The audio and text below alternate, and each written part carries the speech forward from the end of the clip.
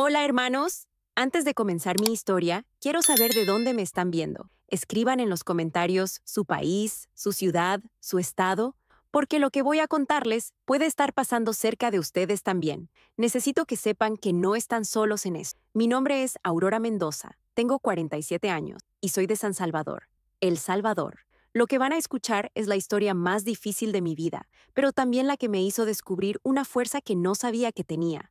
¿Alguna vez han sentido que el país donde construyeron sus sueños, ladrillo por ladrillo, se convirtió en su peor pesadilla? ¿Que las calles por donde caminaron durante años, trabajaron, lloraron, rieron, de repente se volvieron peligrosas solo por el simple hecho de existir? ¿Han vivido esa sensación de despertar un día y darse cuenta de que ya no son bienvenidos en el único hogar que conocían sus hijos? Hermanos, en enero de 2025, cuando Donald Trump regresó al poder por segunda vez, todo cambió para nosotros los latinos. Todo. Mi vida, que había construido con tanto sacrificio durante 15 largos años, se desplomó en cuestión de horas. Porque las deportaciones masivas de Trump no fueron solo una amenaza política, se volvieron la realidad más brutal que jamás imaginé vivir.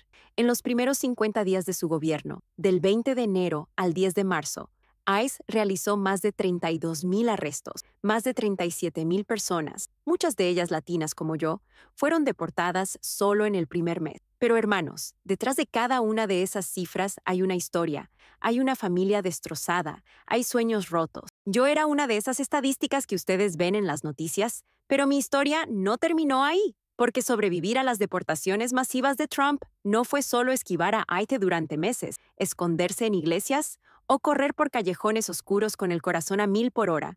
No, hermanos, fue mucho más que eso. Fue perder todo lo que creía que importaba y descubrir lo que realmente vale la pena. Fue ver cómo mi propia comunidad se volvía enemiga por el miedo. Fue entender que a veces la única manera de salvarte es perderte completamente primero. Los que me conocen saben que nunca había hablado públicamente de esto. Durante meses guardé silencio, guardé el dolor, guardé la rabia. Pero hoy decidí romper ese silencio, porque hay miles de hermanos nuestros que están pasando por lo mismo ahora mismo, en este preciso instante. Y si mi historia puede ayudar a una sola familia a no sentirse sola, si puede darle fuerza a una sola madre que está temblando de miedo por sus hijos, entonces valdrá la pena revivir cada momento de dolor. Pero les advierto, lo que van a escuchar no va a ser fácil. Habrá momentos en los que van a querer cerrar este video porque duele demasiado escucharlo. Habrá otros en los que van a sentir tanta rabia que van a querer gritar. Y también habrá momentos en los que van a llorar conmigo. Pero les prometo una cosa, si se quedan hasta el final, van a entender por qué estoy aquí hoy.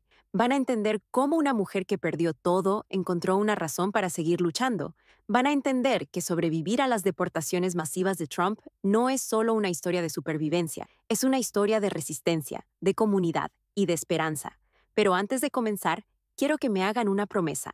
Si en algún momento de mi historia se ven reflejados, si sienten que lo que estoy contando les está pasando a ustedes o a alguien que conocen, déjenmelo saber en los comentarios, porque esta no es solo mi historia, es la historia de todos nosotros. ¿Listos? Respiren profundo conmigo, porque vamos a viajar juntos a los días más oscuros de mi vida. Era febrero de 2025, Houston, Texas, 6 de la mañana, como todos los días durante los últimos 15 años de mi vida. Me levantaba antes del amanecer, preparaba mi café salvadoreño bien cargado, porque, hermanos, uno nunca deja las costumbres del terruño, y salía hacia mi trabajo limpiando casas en los barrios ricos de la ciudad. Llevaba 15 años construyendo mi vida en Estados Unidos, 15 años limpiando casas ajenas para hacer la mía propia, 15 años mandando religiosamente $200 cada semana a mi madre en El Salvador para sus medicinas del corazón, 15 años pagando mis impuestos con un número de identificación fiscal, esperando que algún día eso significara algo. ¿Saben lo que son 15 años en la vida de una mujer como yo? Son 5,475 días levantándose antes del amanecer. Son 780 semanas mandando dinero a casa sin faltar una sola. Son 180 meses diciéndole a mi madre por teléfono que pronto voy a arreglar mis papeles. Mami, ten paciencia. Trabajaba para 5 familias diferentes, pero la señora Miller era especial. Linda Miller, una mujer rubia de ojos azules que vivía en una mansión de 2 pisos en Memorial, una de las zonas más exclusivas de Houston. Llevaba 8 años limpiando su casa, 8 años viendo crecer a sus hijos. Tommy, que cuando llegué tenía 5 años y ahora está en séptimo grado, y Sara, que era apenas una bebé y hoy me ayuda con el inglés cuando no entiendo alguna palabra nueva. Los niños me decían, tía Aurora. Cuando Tommy se enfermó de varicela, yo me quedé cuidándolo toda la noche porque la señora Miller tenía una conferencia importante de trabajo. Cuando Sara tuvo pesadillas después de ver una película de miedo, fue conmigo que corrió a esconderse. Pensé que eso significaba algo. Pensé que después de 8 años, siendo prácticamente parte de la familia, había construido algo sólido, algo que no se podía romper. Pero hermanos, hay una diferencia enorme entre ser necesaria y ser querida, entre ser útil y ser valorada. Y esa diferencia la iba a descubrir de la manera más dolorosa. Mi apartamento quedaba en un complejo llamado Vista del Sol, en la zona suroeste de Houston. Era un edificio de 3 pisos lleno de familias latinas, mexicanos, salvadoreños, hondureños, guatemaltecos. Éramos como una pequeña comunidad dentro de la gran ciudad. Ahí conocí a Carmen Restrepo, una señora dominicana de 58 años que llevaba 20 años en el país. Carmen trabajaba en una fábrica de ropa y tenía 3 nietos ciudadanos americanos que vivían con ella porque los padres trabajaban dobles turnos. Estaba también Marta Hernández, mi vecina salvadoreña del apartamento de al lado. Marta llegó 2 años después que yo, pero rápido nos hicimos amigas. Compartíamos tamales en Navidad. Lloramos juntas cuando murió el esposo de Carmen. Hacíamos vaca entre todas para comprar las medicinas de don José cuando se enfermó de diabetes. Marta me pidió prestados $500 en diciembre del año pasado para pagar la operación de apendicitis de su hijo menor. Te los devuelvo en febrero, comadre, me prometió. Yo se los di sin pensarlo 2 veces. Éramos familia, o eso creía.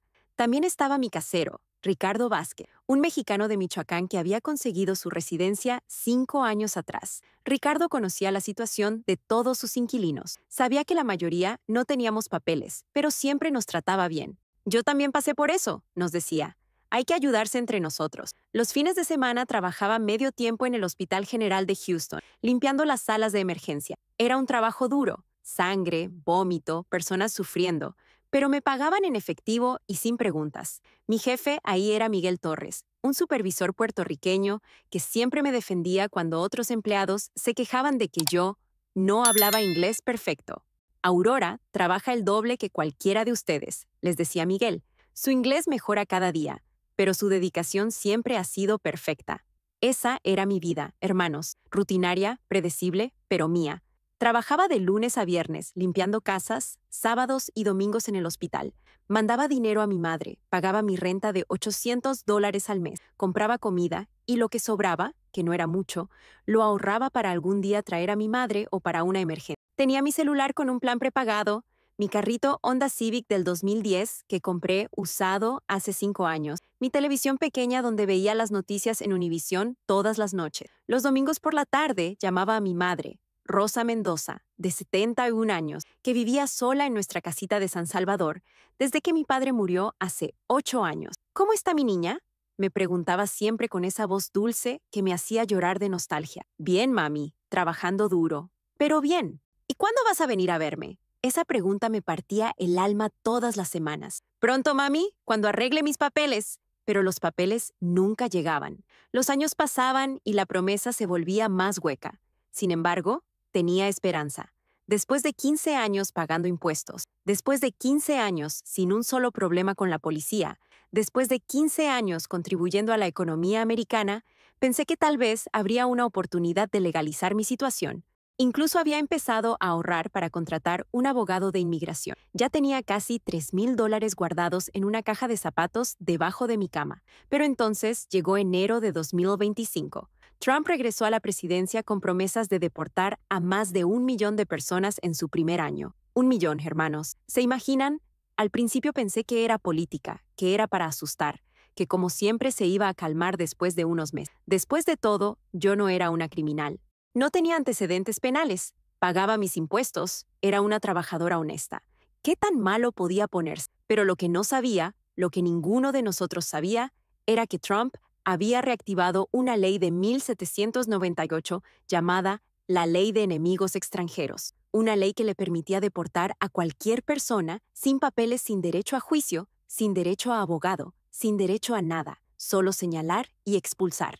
Y ese día Ese maldito día llegó más pronto de lo que jamás imaginé. Era martes, 18 de marzo de 2025. Recuerdo la fecha exacta porque era el cumpleaños número 44 de mi hermana menor, Patricia, que vivía en San Salvador. Había planeado llamarla después del trabajo para cantarle las mañanitas y enviarle los $50 que siempre le mandaba para su cumpleaños. Nunca llegué a hacer esa llamada. Me levanté como siempre a las 5:30 de la mañana. Mi primer trabajo era en la casa de la señora Miller a las 7, así que tenía tiempo para prepararme con calma. Desayuné mis huevos revueltos con frijoles refritos, porque una nunca deja de ser salvadoreña sin importar dónde viva, y salí hacia Memorial Drive. El tráfico estaba normal para un martes por la mañana. Escuchaba música en español en la radio, pensando en qué regalo virtual podría mandarle a mi hermana. Tal vez una tarjeta de regalo de alguna tienda online, algo bonito que la hiciera sentir especial. Llegué a la casa de la señora Miller exactamente a las 7. Una casa de 2 pisos, color beige, con un jardín perfecto que el jardinero mexicano, Raúl, mantenía como si fuera un museo. Estacioné mi Honda en el lugar de siempre, al lado del garaje, pero algo estaba diferente. Normalmente, cuando tocaba el timbre, escuchaba los pasos de la señora Miller bajando las escaleras rápidamente y me abría la puerta con una sonrisa. "Good morning, Aurora. How was your weekend?" Ese día, toqué el timbre y esperé, y esperé. Toqué de nuevo. Finalmente, después de casi 5 minutos, escuché pasos lentos, muy lentos, como si alguien no quisiera llegar a la puerta. Cuando finalmente abrió, la señora Miller tenía los ojos rojos e hinchados, como si hubiera llorado toda la noche. No me miraba a los ojos, sino hacia el piso. "Aurora", me dijo en voz tan baja que apenas la escuché. "We need to talk." Mi corazón empezó a latir más fuerte. En 8 años trabajando para ella, nunca me había dicho eso con esa voz. "Did I do something wrong, Mrs. Miller?" Le pregunté, mezclando español e inglés como siempre hacía cuando estaba nerviosa. No, it's not that. It's... Se le quebró la voz. "Aurora, I can't have you here anymore." El mundo se me cayó encima. ¿Qué había hecho mal? ¿Los niños se habían quejado de algo? ¿Había roto algo valioso sin darme cuenta? "Mrs. Miller, please tell me what's wrong. I can fix it", le supliqué. Pero entonces, por el rabillo del ojo, vi algo que me heló la sangre. Al final de la calle, estacionadas como si estuvieran vigilando, había 2 camionetas negras sin placas visibles, camionetas que no pertenecían al barrio, camionetas con vidrios polarizados. "Aice, Aurora", la señora Miller siguió hablando, pero ahora lloraba abiertamente. "They've been going house by house in the neighborhood, asking about people who don't have papers. They came yesterday afternoon. They asked about you." Se me secó la boca. Mis manos empezaron a temblar. "What did you tell them?" pregunté, aunque ya sabía la respuesta. "I told them I didn't know anything about your status. But Aurora, they know. They know you work here. They know your schedule. They know everything." Sus lágrimas caían más rápido ahora. "I have children, Aurora. I have to protect my children." Ahí entendí todo. Después de 8 años limpiando su casa, después de cuidar a Tommy cuando tuvo varicela mientras ella estaba en su conferencia de trabajo, después de consolar a Sara cuando tuvo pesadillas, después de trabajar fines de semana extra cuando necesitaba dinero para el viaje de la familia a Disney World, después de ser prácticamente parte de su familia durante 8 años, yo seguía siendo prescindible. Seguía siendo la empleada ilegal que podía ser sacrificada para proteger a su familia real. "Mrs. Miller", le dije, tratando de mantener la dignidad aunque se me partiera el corazón. "I understand. I need to go. Aurora, I'm so sorry. If there was another way." "No hay problema", le mentí. "Thank you for everything." Me di la vuelta y caminé hacia mi carro lo más tranquilamente que pude, aunque cada fibra de mi ser me gritaba que corriera. Sentía las miradas desde las camionetas negras. Sentía que me estaban evaluando, decidiendo si era el momento de actuar. Subí a mi Honda, encendí el motor y manejé hacia la salida del barrio como si fuera un día normal. Pero por el espejo retrovisor vi que una de las camionetas empezó a seguirme. Mi corazón latía tan fuerte que pensé que me iba a dar un infarto ahí mismo en el volante. Tomé varias calles al azar, doblé en lugares donde normalmente no doblaba. Me detuve en una gasolinera por unos minutos. La camioneta desapareció, pero no sabía si me habían perdido la pista o si simplemente había más de una. Decidí ir directo a mi apartamento para recoger algunas cosas y pensar qué hacer. Pero cuando llegué a Vista del Sol, vi algo que me destrozó completamente. Había 3 camionetas de ICE estacionadas frente al edificio. Y vi a Carmen, mi querida Carmen Restrepo, la abuela dominicana de 58 años, siendo sacada del edificio con esposas. Sus 3 nietos pequeños, de 6, 8 y 10 años, lloraban desesperadamente en la entrada, gritando, «Abuela, abuela, no te lleven a mi abuela». Carmen les gritaba mientras los agentes la metían en la camioneta. «¡Pórtense bien! ¡Cuiden a mamá! ¡Los amo!». Los niños corrían detrás de la camioneta llorando hasta que una vecina los detuvo. Me quedé paralizada en mi carro, viendo la escena más desgarradora de mi vida. Carmen, que había vivido 20 años en este país, que había criado a esos nietos como si fueran sus propios hijos, porque los padres trabajaban turnos dobles para sobrevivir. Carmen, que me prestaba azúcar cuando se me acababa.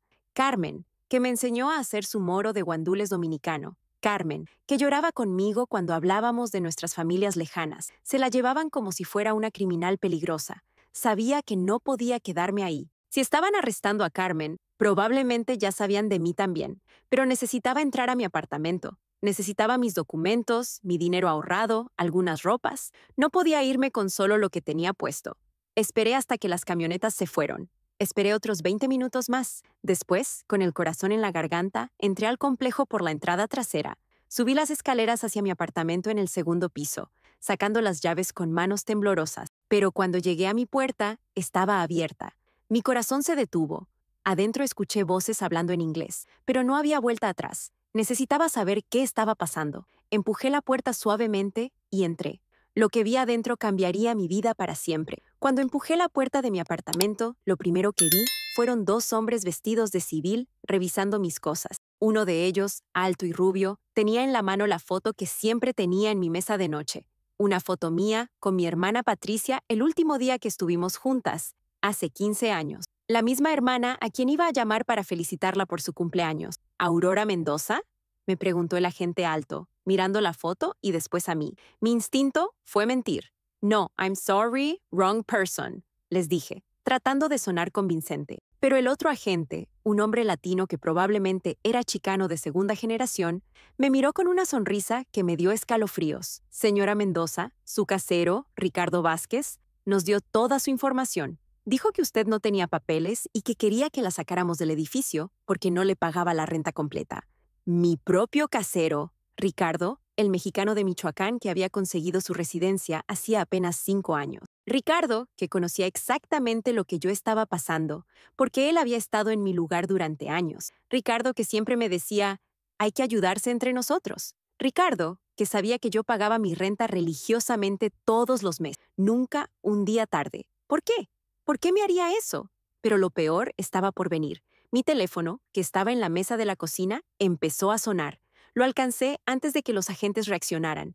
Era un mensaje de texto de mi prima Rosa, que vivía en Los Ángeles. El mensaje decía, «Prima, cuidado. Tu vecina Marta le dijo a Ise dónde trabajas y dónde vive. Dijo que si deportaban a varias personas de su edificio, tal vez le bajarían la renta. Me lo contó su prima María, que vive aquí en LA. ¡Escóndete ya!». Leí el mensaje y se me cayó el teléfono de las manos. Marta. Mi vecina Marta Hernández, mi comadre salvadoreña, la mujer con quien compartí tamales en Navidad, la mujer que lloró conmigo cuando murió el esposo de Carmen, la mujer para quien hicimos colecta cuando su hijo se enfermó, la misma mujer a quien le presté $500 en diciembre para la operación de su hijo, dinero que nunca me devolvió, la misma mujer que me decía «comadre» cuando nos encontrábamos en el pasillo. Ella me había vendido, no solo me había delatado a Is, sino que había calculado que mi deportación y la de otros inquilinos sin papeles, le podría beneficiar económicamente. Había puesto precio a mi vida, la diferencia en la renta del apartamento. «Señora», me dijo el agente chicano, «necesitamos que venga con nosotros ahora. ¿Puedo llamar a alguien?», pregunté, aunque ya sabía la respuesta. «No hay tiempo para eso. Órdenes directas de Washington. Deportaciones expeditas bajo la ley de enemigos extranjeros». Expeditas. Esa palabra significaba sin derecho a abogado, sin derecho a juez, sin derecho a llamada telefónica, solo subir al avión y adiós América. Pero justo en ese momento, mi teléfono volvió a sonar. Esta vez era una llamada. Era Miguel Torres, mi jefe del hospital. «¿Aurora?», escuché su voz puertorriqueña con urgencia. «La migra está aquí en el hospital preguntando por ti. Dijeron que ya fueron a tu casa. Tienes que irte ya. No vengas por acá, ¿me entiendes? ¡Ya!». Los agentes se voltearon hacia la ventana cuando escucharon el teléfono sonar. Por una fracción de segundo, no me estaban viendo directamente. Era mi única oportunidad. Corrí hacia el balcón de mi apartamento del segundo piso. Sé que suena loco, hermanos, pero había una escalera de emergencia que daba al callejón trasero del complejo. La había visto 1000 veces en estos años, pero nunca pensé que la iba a necesitar para salvar mi vida. ¡Hey, stop! Gritaron los agentes detrás de mí, pero ya estaba trepando por la baranda del balcón. Salté hacia la escalera de emergencia. Me lastimé la rodilla derecha al caer, pero la adrenalina era tanta que ni siquiera sentí dolor. Bajé las escaleras metálicas lo más rápido que pude, escuchando los gritos de los agentes arriba. ¡Se escapó! ¡Llamen backup! ¡Rodeen el edificio! Llegué al callejón trasero cojeando, con la rodilla sangrando, pero corrí. Corrí como nunca había corrido en mis 47 años de vida. Mi Honda estaba estacionado del otro lado del edificio, pero ir por él sería suicidio. Los agentes probablemente ya lo tenían vigilado. Corrí por el callejón hacia la calle principal, sin saber exactamente a dónde ir. Solo sabía que tenía que alejarme de ahí lo más rápido posible. Cuando llegué al final del callejón, vi algo que casi me hace llorar de alivio. El carro de mi amiga, Esperanza Morales, estaba estacionado en la esquina. Esperanza trabajaba en una fábrica textil y normalmente pasaba por esta zona a esta hora yendo al trabajo. Pero no era coincidencia. Después me contó que Rosa, mi prima de Los Ángeles, le había mandado un mensaje alertándola de lo que estaba pasando. «¡Aurora, sube!», me gritó desde el carro. Corrí hacia el carro y me subí. Esperanza arrancó inmediatamente. Mientras nos alejábamos, vi por el espejo retrovisor cómo más camionetas de ICE llegaban a Vista del Sol. Vi a más agentes corriendo hacia el edificio. Vi a otros vecinos siendo arrestados. Doña Rosa, la señora guatemalteca del primer piso que vendía tamales los fines de semana. Jorge, el joven mexicano que trabajaba en construcción y mandaba dinero a sus 5 hijos. Una familia completa hondureña con 3 niños pequeños, todos siendo subidos a las camionetas como criminales. ¿A dónde vamos?, le pregunté a Esperanza, todavía temblando. A la iglesia San José. El padre Miguel está ayudando a esconder familias, me respondió. Esperanza, le dije, tengo que decirte algo que me va a doler el alma. ¿Qué pasó, hermana?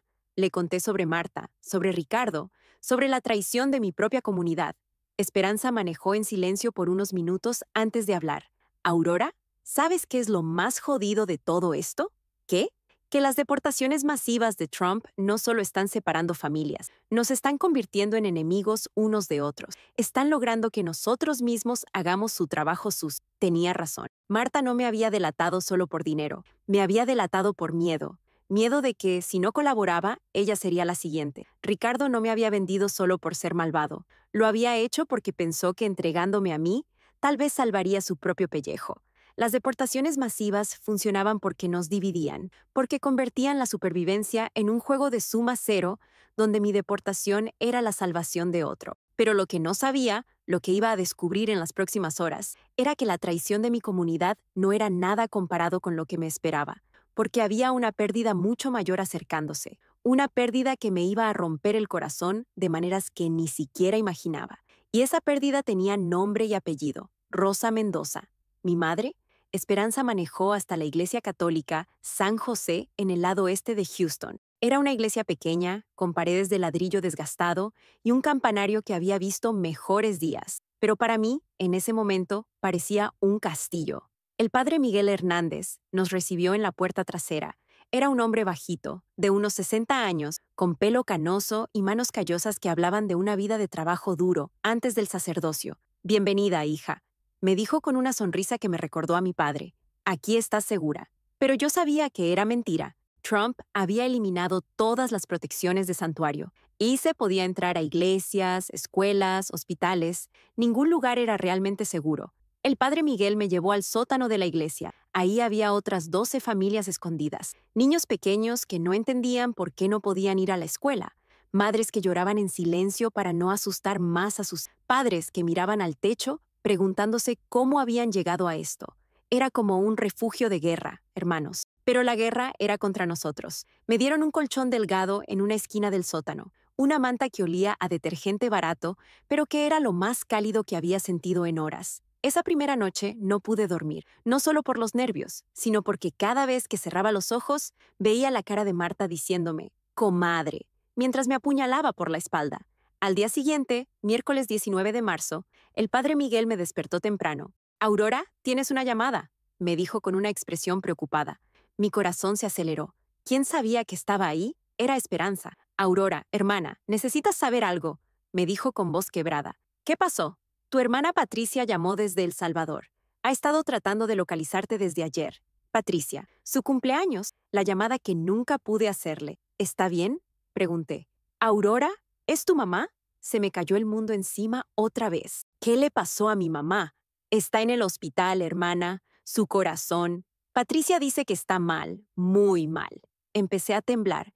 Mi madre, Rosa Mendoza, de 71 años, había estado luchando contra problemas cardíacos durante años. Era exactamente por eso que le mandaba dinero religiosamente todas las semanas, para sus medicinas, para sus consultas médicas. Dame el número de Patricia, le dije a Esperanza. Necesito hablar con ella ahora. El padre Miguel me prestó su teléfono personal. Marqué el número de mi hermana con manos que no podían dejar de temblar. ¿Patricia? Aurora. Gracias a Dios, he estado tratando de localizarte desde ayer. ¿Dónde estás? ¿Estás bien? Estoy bien. Cuéntame de mami. Patricia empezó a llorar del otro lado de la línea. Aurora, ayer en la tarde mami se desmayó en la casa. Los vecinos la encontraron y la trajeron al Hospital Nacional. El doctor dice que su corazón está muy débil, que necesita una operación urgente. ¿Qué tipo de operación? Un marcapasos, Aurora. Sin el marcapasos, el doctor dice que no va a durar mucho tiempo. ¿Cuánto cuesta? $3,000, hermana. $3,000 que no tenemos. Exactamente lo que yo había ahorrado. Los $3,000 que tenía guardados en la caja de zapatos debajo de mi cama para contratar un abogado de inmigración. Los mismos $3,000 que ahora estaban en manos de ICE junto con todas mis otras pertenencias. Patricia, escúchame bien. Voy a conseguir el dinero. Dile a mami que no se preocupe, que su hija mayor va a arreglar todo. ¿Pero cómo, Aurora? ¿Puedes mandar dinero desde Estados Unidos? Ahí estaba el problema. No podía ir a un Western Union. No podía usar mi cuenta bancaria. No podía hacer nada que me pusiera en el radar de las autoridades. Y además, no tenía el dinero. Déjame ver qué puedo hacer. Mientras tanto, dile a mami que la amo, que estoy pensando en ella, que sea fuerte. Aurora, hay algo más que necesitas saber. ¿Qué? Mami ha estado viendo las noticias, sabe lo que está pasando con las deportaciones. Está muy preocupada por ti. Ayer, antes de desmayarse, me dijo, Patricia, creo que nunca voy a volver a ver a Aurora. Esas palabras me partieron el alma. Después de colgar, me fui a un rincón del sótano y lloré como no había llorado en años. Lloré por mi madre que estaba muriendo a 2,000 millas de distancia. Lloré por los 15 años que no pude abrazarla. Lloré por todos los cumpleaños, todas las navidades, todos los días de las madres que perdimos. Lloré porque era su hija mayor y no podía estar ahí cuando más me necesitaba. El padre Miguel se acercó y se sentó a mi lado. Hija, ¿qué puedo hacer para ayudarte? Le conté todo. Mi madre, la operación, el dinero que había perdido cuando ICE registró mi apartamento. Padre, durante 15 años he estado mandando dinero a casa religiosamente. Nunca falté una semana. Era mi propósito, mi razón de estar aquí. Y ahora que mi madre más me necesita, no puedo hacer nada. El padre Miguel me puso una mano en el hombro. Aurora, a veces Dios nos pone en situaciones imposibles para mostrarnos lo que realmente importa. ¿Qué quiere decir? Tal vez es hora de que consideres regresar a casa. Padre, hija, puedes quedarte aquí escondida por semanas, tal vez meses. ¿Pero qué tipo de vida es esa? ¿Y qué pasa si tu madre no puede esperar tanto tiempo? Pero si regreso a El Salvador, pierdo todo lo que construí aquí. ¿Y qué construiste realmente, Aurora? ¿Un apartamento del que te echaron? ¿Un trabajo del que te despidieron? ¿Amigos que te traicionaron? Sus palabras eran duras pero ciertas. Lo único real que tienes, continuó el padre, es tu familia, tu madre que te necesita, tu hermana que está sola cuidándola. Esa noche, acostada en mi colchón delgado, en el sótano de la iglesia, tomé una decisión que cambiaría mi vida para siempre. Iba a regresar voluntariamente a El Salvador. Pero antes de irme, iba a hacer algo que nunca había hecho. Iba a contar mi historia públicamente. Iba a asegurarme de que la gente supiera lo que realmente significaban las deportaciones masivas de Trump. No solo estadísticas, familias destrozadas, madres separadas de hijos, comunidades divididas por el miedo. Pero lo que no sabía era que mi historia iba a resonar de maneras que nunca imaginé. Y que mi regreso a El Salvador no sería el final de mi lucha, sería el comienzo de una nueva. Pasé 5 días escondida en el sótano de la iglesia San José. 5 días viendo las noticias en el televisor pequeño que el padre Miguel había bajado para mantenernos informados. Las imágenes eran devastadoras, hermanos. Redadas masivas en Chicago, donde separaron a niños ciudadanos americanos de sus padres indocumentados. Operativos en Los Ángeles, donde arrestaron a trabajadores a la salida de fábricas. Familias completas siendo deportadas a países que sus hijos ni siquiera conocían. En solo los primeros 8 meses del año, Trump había deportado casi 170,000 personas, todavía lejos de su meta de 1 millón, pero cada número representaba una familia destrozada. Cada mañana despertaba esperando noticias de Patricia sobre mi madre, y cada día las noticias eran peores. Jueves 20 de marzo. Su presión está muy baja, Aurora. Los doctores dicen que necesita la operación esta semana. Viernes 21 de marzo. No puede caminar sin quedarse sin aire. Está muy débil. Sábado 22 de marzo. Aurora, el doctor fue muy claro. Sin el marcapasos, no va a llegar a fin de mes. Domingo 23 de marzo. Hermana, mami pregunta por ti cada hora. Dice que quiere verte una vez más antes de... Esa última conversación me rompió completamente. El domingo por la tarde, el padre Miguel me encontró llorando en el rincón donde habíamos puesto mi colchón. Hija, necesitas tomar una decisión. Ya la tomé, padre. Voy a regresar. ¿Estás segura? Mi madre se está muriendo. He perdido 15 años de su vida por estar aquí. No puedo perder lo que le queda. El padre Miguel se sentó a mi lado. Aurora, si regresas voluntariamente, hay una manera de hacer que tu historia tenga impacto. ¿Qué quiere decir? Conozco a un periodista, Roberto Vega de Univisión, está documentando testimonios de personas afectadas por las deportaciones masivas. Tu historia podría ayudar a otras familias. ¿Pero no sería peligroso? Más peligroso es que estas historias se queden en silencio. La gente necesita saber lo que realmente está pasando. Necesita entender que ustedes no son números, son personas. Esa noche llamé a Patricia otra vez. Hermana, he tomado una decisión. Voy a regresar a El Salvador. Patricia se quedó en silencio por unos segundos. ¿Estás segura, Aurora? ¿No hay otra manera? No puedo quedarse escondida mientras mami se muere. Voy a entregarme voluntariamente a ICE, pero con una condición. Quiero que documentan mi deportación. ¿Para qué? Para que la gente sepa la verdad. Para que otras familias no se sientan solas. El lunes 24 de marzo, el padre Miguel contactó a Roberto Vega.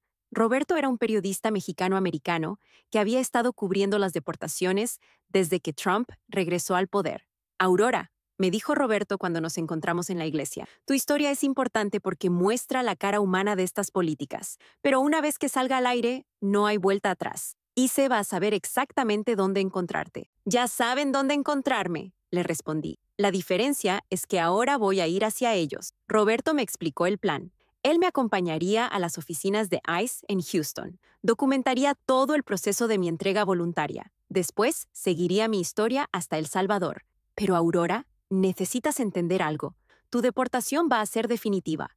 Una vez que salgas de Estados Unidos voluntariamente, va a ser casi imposible regresar legalmente. Lo sé, pero mi madre vale más que cualquier sueño americano. Esa noche llamé a Esperanza para despedirme. Aurora, estás loca. ¿Por qué no esperamos a ver si la situación mejora? Esperanza, mi madre no puede esperar. Y además, ¿mejorar cómo? ¿Trump va a cambiar de opinión? ¿ICE va a dejar de deportar gente? Hermana, esto apenas está empezando. ¿Pero qué vas a hacer en El Salvador? Han pasado 15 años. El país ha cambiado. Voy a cuidar a mi madre. ¿Y después? Después ya veré. El martes 25 de marzo me desperté antes del amanecer. Era mi último día como refugiada en Estados Unidos. Desayuné con las otras familias escondidas en el sótano. Una madre guatemalteca con 2 hijos pequeños. Una pareja hondureña que había llegado hace apenas 6 meses. Un joven mexicano que trabajaba en un restaurante. Todos me miraban como si estuviera loca. Aurora, me dijo la madre guatemalteca, ¿por qué te entregas? Aquí al menos tienes una oportunidad. ¿Qué oportunidad?, le pregunté. ¿Vivir escondida para siempre? ¿Nunca ver a mi familia? ¿Trabajar siempre con miedo? Al menos estás viva. Al menos hay esperanza. La esperanza, hermana, a veces está del otro lado. A las 10 de la mañana, Roberto Vega llegó con su camarógrafo. Me pusieron un micrófono pequeño en la blusa. Aurora, una vez más, ¿estás segura de esto? Nunca me has estado más segura de nada en mi vida. Subimos a la camioneta de Roberto. Mientras manejábamos hacia las oficinas de ICE en Houston, llamé a Patricia una última vez desde Estados Unidos. Patricia, en unas horas estaré en proceso de deportación. Pero no llores. Voy a estar ahí para cuidar a mami. Aurora, te amo. Mami va a estar tan feliz de verte. Dile que su hija mayor viene a casa. Cuando llegamos a las oficinas de ICE, mi corazón latía tan fuerte que pensé que se me iba a salir del pecho. Pero por primera vez en semanas, no era miedo lo que sentía, era determinación. Iba a contar mi historia. Iba a regresar a casa. Iba a estar con mi madre en sus últimos momentos. Y después iba a encontrar una nueva manera de luchar. Las oficinas de ICE en Houston estaban en un edificio gris de 3 pisos que parecía diseñado para intimidar. Ventanas pequeñas, casi sin decoración, rodeado de una cerca metálica que le daba aspecto de prisión. Roberto y su camarógrafo me siguieron hasta la entrada principal. Llevaba puesta una camiseta roja que decía «Orgullosa de ser salvadoreña», y en mi mano tenía una carta que había escrito para mi madre durante la noche. En el bolsillo llevaba una foto de nosotras dos, tomada hace 16 años en el aeropuerto de San Salvador el día que me vine. Éramos dos mujeres sonriendo, sin saber que esa sería la última vez que estaríamos juntas durante tanto tiempo. «Aurora», me dijo Roberto antes de entrar, «una vez que cruces esa puerta, todo va a pasar muy rápido. ¿Hay algo que quieras decir ahora, para la cámara, antes de entregarte?» Miré directo a la cámara. Mi nombre es Aurora Mendoza. Tengo 47 años y soy de El Salvador. Durante 15 años he vivido en Estados Unidos trabajando honestamente, pagando impuestos, contribuyendo a esta sociedad. Mi voz se quebró un poco, pero continué. Hoy me entrego voluntariamente para deportación porque mi madre se está muriendo en El Salvador y necesita una operación que cuesta $3,000. Dinero que tenía ahorrado pero que perdí cuando ICE registró mi apartamento. Respiré profundo. A todas las familias que están viendo esto y están pasando por lo mismo, no están solos. A todos los que piensan que somos criminales, miren mi cara. Esta es la cara de alguien que solo quería trabajar y ayudar a su familia. Y a mi madre, Rosa Mendoza, si estás viendo esto, tu hija viene a casa. Caminé hacia la entrada del edificio con Roberto y el camarógrafo siguiéndome. Adentro había un escritorio de recepción con una oficial latina joven que me miró confundida cuando me acerqué. «¿En qué puedo ayudarla?», me preguntó. «Mi nombre es Aurora Mendoza. Vengo a entregarme voluntariamente para deportación». La oficial parpadeó varias veces, como si no hubiera escuchado bien. «Señora, ¿está segura de lo que está diciendo?» «Completamente segura. Soy indocumentada. He vivido aquí 15 años y me quiero entregar voluntariamente». La oficial miró a Roberto y al camarógrafo. «Señor, no puede grabar aquí. Soy periodista de Univisión. La señora Mendoza ha accedido voluntariamente a documentar su proceso. Necesitan permisos especiales para eso. Tiene que apagar la cámara». Roberto apagó la cámara, pero siguió grabando audio. La oficial hizo una llamada telefónica. En unos minutos aparecieron 2 agentes, los mismos tipos de agentes que había visto en mi apartamento, pero diferentes personas. Uno era anglo, alto y delgado. El otro era latino, probablemente chicano. «Señora Mendoza», me dijo el agente anglo, ¿está segura de que quiere hacer esto? Una entrega voluntaria significa que renuncia a su derecho a una audiencia de inmigración. «Estoy segura». ¿Entiende que será deportada inmediatamente a El Salvador y que le será muy difícil regresar a Estados Unidos legalmente en el futuro? «Lo entiendo». El agente latino me miró con una expresión que no pude descifrar. «Señora, ¿puedo preguntarle por qué está haciendo esto? En mis 10 años trabajando aquí, nunca había visto a alguien entregarse voluntariamente». Le conté sobre mi madre, sobre la operación, sobre los 15 años sin verla. El agente bajó la mirada. «Lo siento mucho por su mamá», me dijo en voz baja. «Mi abuela también murió de problemas del corazón». Por un momento, solo por un momento, no era un agente de ICE hablando con una indocumentada. Éramos 2 latinos hablando sobre nuestras abuelas. Pero el momento pasó rápido. «Necesitamos procesar sus papeles. ¿Tiene identificación?». Les di mi identificación salvadoreña, la única que tenía. «¿Cuándo fue la última vez que salió de Estados Unidos?». «Hace 15 años, cuando llegué por primera vez». El agente anglo escribió algo en su computadora. «Señora Mendoza, debido a su entrada ilegal y su permanencia prolongada sin estatus legal, usted está sujeta a una prohibición de reingreso de 10 años. ¿Entiende eso?». «Lo entiendo». «También tendrá que pagar su propio vuelo de regreso a El Salvador. ¿Tiene los medios para hacerlo?». Ahí fue cuando me di cuenta de algo que no había considerado. No tenía dinero para el vuelo. Todo mi dinero estaba en la caja de zapatos que ICE había confiscado de mi apartamento. «No tengo el dinero en este momento», admití. Los agentes se miraron entre ellos. «En ese caso, tendremos que procesarla para deportación involuntaria. Será enviada en un vuelo gubernamental. Pero eso significa que el proceso tomará más tiempo». Roberto, que había estado escuchando en silencio, se acercó. «Disculpen, agentes. Soy Roberto Vega de Univisión. Estoy documentando la historia de la señora Mendoza. Si el costo del vuelo es el único impedimento, mi estación puede cubrir ese gasto. Los agentes se miraron sorprendidos. ¿Un periodista va a pagar por la deportación de alguien? Vamos a pagar por su vuelo a casa, para que pueda estar con su madre moribunda. Es diferente. El agente latino me miró de nuevo. Señora, ¿está segura de que esto es lo que quiere hacer? Una vez que salgamos de aquí hacia el centro de detención, no hay vuelta atrás. Agente, durante 15 años he vivido con miedo. Miedo de ser arrestada, miedo de ser deportada, miedo de nunca volver a ver a mi familia. Hoy ese miedo se termina. Hoy voy a casa. El proceso de documentación tomó 3 horas. 3 horas llenando formularios, tomando fotografías, siendo interrogada sobre mi historial en Estados Unidos. ¿Dónde había vivido? ¿Dónde había trabajado? ¿Había sido arrestada alguna vez? ¿Tenía hijos ciudadanos americanos? La última pregunta me partió el corazón. No, no tenía hijos ciudadanos americanos, no tenía hijos en absoluto. Mi única familia real estaba a 2.000 millas de distancia, muriendo en un hospital de San Salvador.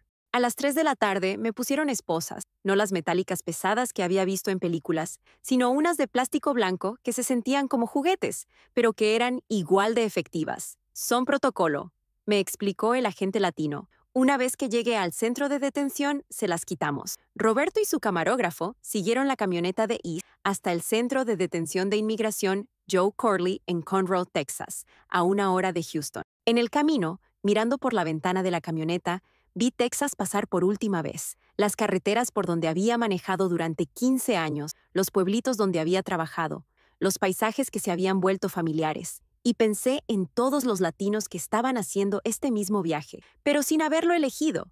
Padres separados de sus hijos, madres arrancadas de sus bebés, trabajadores honestos tratados como criminales. Yo al menos tenía la dignidad de haber elegido mi destino. El centro de detención Joe Corley parecía una prisión de verdad. Alambres de púa, torres de vigilancia, guardias armados. Pero adentro, la realidad era aún más cruda. Cientos de personas esperando deportación. Hombres, mujeres, algunos apenas adolescentes, la mayoría latinos, pero también asiáticos, africanos, europeos del este, todos con la misma mirada de derrota en los ojos. Me asignaron a una celda con 8 camas literas. Mis compañeras eran todas mujeres centroamericanas, 2 guatemaltecas, una hondureña, 2 mexicanas, una nicaragüense y yo. María, una de las guatemaltecas, llevaba 3 semanas detenida. ¿Por qué te entregaste voluntariamente?, me preguntó cuando le conté mi historia. Mi madre se está muriendo. Necesito estar con ella. Yo también tengo una madre enferma, me dijo María, pero también tengo 3 hijos aquí. 2 son ciudadanos americanos, 1 no. Si me deportan, ¿quién los va a cuidar? Esa noche, acostada en la litera inferior, mientras escuchaba a las otras mujeres llorar en silencio, entendí algo. Yo había tenido el privilegio de elegir, el privilegio de decidir cuándo y cómo irme. La mayoría de las mujeres en esa celda no habían tenido esa opción. Algunas habían sido arrestadas enredadas del lugar de trabajo, otras en controles de tráfico rutinarios, otras simplemente estaban en el lugar equivocado, en el momento equivocado. Pero todas teníamos algo en común. Habíamos venido a Estados Unidos buscando una vida mejor, y ahora todas íbamos de regreso sin haberla encontrado realmente. Al día siguiente, jueves 26 de marzo, me despertaron a las 5 de la mañana. Mendoza, Aurora, vuelo de deportación hoy. Mi vuelo a El Salvador estaba programado para las 2 de la tarde, un vuelo comercial normal de American Airlines, pagado por Univision, con Roberto documentando todo el proceso. Mientras me preparaba para salir del centro de detención, María me agarró la mano. Aurora, cuando llegues a El Salvador, cuenta nuestra historia también. Dile a la gente que no todas pudimos elegir irnos. Lo haré, hermana, te lo prometo. A las 10 de la mañana me subieron a otra camioneta rumbo al Aeropuerto Internacional George Bush de Houston. En el aeropuerto, los agentes de ICE me escoltaron hasta la puerta de embarque. Roberto había conseguido permiso para grabar mi despedida de Estados Unidos. Mientras esperaba abordar el avión, llamé a Patricia una última vez. Hermana, en 6 horas estaré en El Salvador. ¿Cómo está mami? Aurora, está muy débil, pero está luchando. Cuando le dije que venías, sus ojos se llenaron de lágrimas. Dice que ya puede morir en paz. Dile que ya no se puede morir, que su hija mayor viene a cuidarla. A la 1 de la tarde abordé el vuelo 1247 de American Airlines, con destino a San Salvador. En el avión iban otras 23 personas deportadas. Algunos dormían, otros miraban por la ventana, algunos lloraban. Yo simplemente respiré profundo y cerré los ojos. Después de 15 años, finalmente iba a casa. Pero lo que no sabía era que mi verdadera historia apenas estaba comenzando. El vuelo 1247 de American Airlines despegó del aeropuerto George Bush de Houston exactamente a las 2:17 p.m., 7 minutos tarde del horario previsto. Desde mi asiento 23C, ventanilla, vi cómo Texas se hacía más y más pequeño debajo de nosotros. 15 años de mi vida se reducían a una vista aérea que desaparecía entre las nubes. En el avión íbamos 24 deportados salvadoreños mezclados con pasajeros regulares. Los pasajeros regulares viajaban por placer, por negocios, por vacaciones. Nosotros viajábamos por supervivencia, por pérdida, por derrota. O en mi caso, por amor. A mi lado estaba sentado Miguel Hernández, un hombre de unos 35 años que había vivido 12 años en Los Ángeles trabajando en construcción. Tenía 3 hijos ciudadanos americanos que se quedaron con su ex esposa. ¿Sabes lo más jodido de todo? Me dijo Miguel mientras el avión alcanzaba altitud de crucero. Que mis propios hijos ya no hablan español bien. Cuando los llame desde El Salvador, va a ser difícil hasta comunicarme con ellos. Miguel había sido arrestado en una redada en su lugar de trabajo, una empresa de construcción que había estado empleando indocumentados durante años, pero cuando llegaron las presiones de Trump, decidieron limpiar su fuerza laboral. 28 trabajadores deportados en una mañana, me contó. Algunos llevaban más de 20 años trabajando ahí, pero a la empresa no le pasó nada, solo a nosotros. Del otro lado del pasillo viajaba Esperanza Martínez, no mi amiga Esperanza, sino otra mujer con el mismo nombre, una señora de 52 años que había sido arrestada cuando llevaba a su nieta, ciudadana americana, al médico. Ahí se me esperó afuera de la clínica pediátrica. Me contó con lágrimas en los ojos. Mi nieta de 4 años me vio cuando me pusieron las esposas. Ahora está traumatizada y yo no sé cuándo la voy a volver a ver. Cada historia era un puñal en el corazón. Roberto había conseguido permiso para acompañarme en el vuelo. Estaba documentando no solo mi historia, sino también las historias de otros deportados. «Aurora», me dijo mientras sobrevolábamos México, «¿qué sientes ahora que ya no hay vuelta atrás?» Pensé en su pregunta por unos minutos. Siento miedo, admití. Miedo de llegar a un país que dejé hace 15 años y que ya no conozco. Miedo de que mi madre esté peor de lo que Patricia me dijo. Miedo de no poder conseguir los $0.5 para su operación. ¿Pero también sientes alivio? Sí. Por primera vez en 15 años no tengo miedo de ir. No tengo miedo de que me toquen la puerta. No tengo miedo de dar mi nombre real. Voy a poder dormir sin sobresaltos. Mientras hablábamos, una azafata se acercó a nuestro grupo. «Disculpen», nos dijo en español. «El capitán quiere que sepan que estaremos aterrizando en San Salvador en 2 horas. Para aquellos que están regresando después de muchos años, bienvenidos a casa». Sus palabras fueron inesperadamente cálidas. No todos los empleados de aerolíneas trataban a los deportados con dignidad. A las 6:30 p.m., hora de El Salvador, el avión comenzó su descenso hacia el Aeropuerto Internacional Monseñor Óscar Arnulfo Romero. Por la ventanilla pude ver las montañas de El Salvador, los volcanes que recordaba de mi infancia, los campos verdes que había extrañado sin darme cuenta durante todos estos años. Mi corazón latía fuertemente, pero esta vez no era por miedo, era por emoción. Cuando el avión tocó tierra salvadoreña, varios deportados aplaudieron. No era un aplauso de celebración, sino de resignación. Habíamos llegado a casa, pero no por voluntad propia. Bueno, en mi caso sí. El proceso de inmigración fue rápido para nosotros los deportados. Teníamos una fila especial, separada de los turistas y visitantes regulares. El oficial de inmigración salvadoreño me miró con curiosidad cuando le mostré mi identificación. «¿Aurora Mendoza? ¿Deportación voluntaria?» «Sí, señor». «¿Cuántos años estuvo fuera?» 15 años, señor. Bienvenida de vuelta a casa, señora. Lamento las circunstancias. Su amabilidad casi me hace llorar ahí mismo. Cuando salí del área de inmigración hacia el área de llegadas, vi algo que me partió el alma y me llenó de alegría al mismo tiempo. Patricia estaba ahí esperándome, mi hermana menor, que cuando me fui tenía 29 años y ahora tenía 44. Tenía el pelo más gris, algunas arrugas alrededor de los ojos, pero la misma sonrisa dulce que recordaba. Corrimos una hacia la otra y nos abrazamos en medio del aeropuerto, llorando como 2 niñas. «Aurora, hermana, ya estás aquí, ya estás en casa». «Patricia, ¿cómo está mami?» «Débil, pero viva». Cuando le dije que tu avión había aterrizado, sonrió por primera vez en semanas. Roberto documentó nuestro reencuentro. Después me contó que las imágenes de dos hermanas abrazándose después de 15 años habían hecho llorar a todo el equipo de edición. Aurora, me dijo Roberto, mañana vamos al hospital a ver a tu madre. Después vamos a grabar tu primera entrevista completa desde El Salvador. Tu historia va a salir al aire el domingo por la noche en Univisión. ¿Crees que vas a hacer una diferencia? Aurora, tu historia ya está haciendo una diferencia. Hemos recibido cientos de mensajes de familias contando historias similares. La gente se está dando cuenta de que las deportaciones masivas no son solo números, son vidas humanas. Patricia me llevó a su casa, una casita sencilla de 2 cuartos en el área metropolitana de San Salvador. Era pequeña pero limpia, con fotos familiares en las paredes y el olor a café salvadoreño que había extrañado tanto. Aurora, te preparé tu cuarto. Es pequeño, pero es tuyo.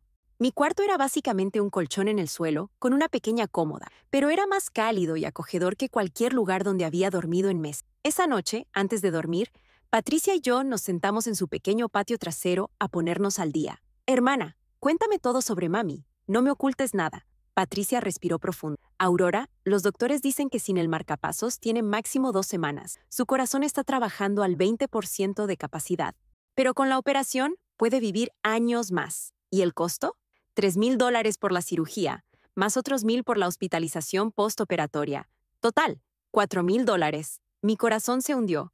$1,000 más de lo que había calculado. Patricia, no tengo ese dinero. Todo lo que había ahorrado se quedó en Houston cuando ICE registró mi apartamento. Hermana, hemos estado organizando rifas, colectas, vendiendo comida los fines de semana.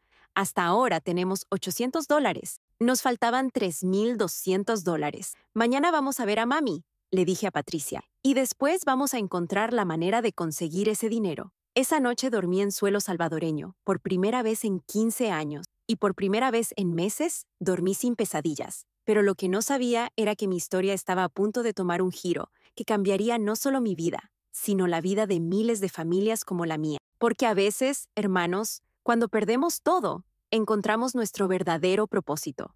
El viernes 27 de marzo me desperté a las 5 de la mañana, no por despertador, sino porque mi cuerpo todavía estaba acostumbrado al horario de Texas, pero también porque estaba nerviosa por ver a mi madre después de 15 años. Patricia ya estaba despierta, preparando café en la cocina. ¿Cómo dormiste, hermana? Mejor que en meses. ¿Y mami? ¿Cómo pasó la noche? Inquieta. Preguntó por ti 3 veces. Creo que no puede creer que realmente estás aquí. Después de desayunar frijoles con crema, tortillas recién hechas y el mejor café que había tomado en años, nos dirigimos al Hospital Nacional Rosales. Roberto nos siguió con su camarógrafo. Había decidido documentar mi reencuentro con mi madre, pero con respeto, desde una distancia prudente.